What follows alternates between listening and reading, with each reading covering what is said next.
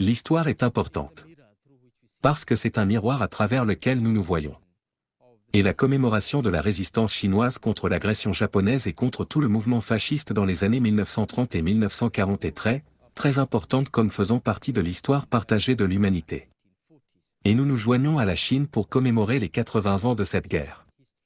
Nous en ressentons de sérieux échos en Afrique. Parce que pour nous, il ne s'agissait pas seulement de lutter contre le fascisme, mais aussi contre le colonialisme. Quelque chose que nous partageons avec la Chine. Nous avons besoin d'un monde sans oppression, d'un monde sans domination, sans ingérence dans les affaires intérieures d'autres pays.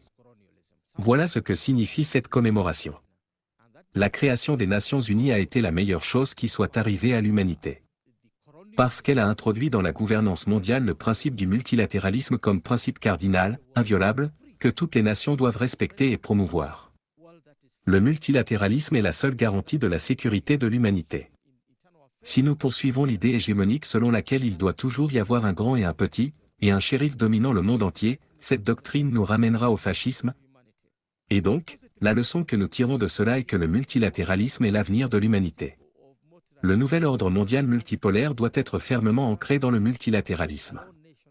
Et c'est la seule manière de réaliser le rêve de construire une communauté pacifique, ordonnée et prospère, une communauté d'avenir partagée pour toute l'humanité.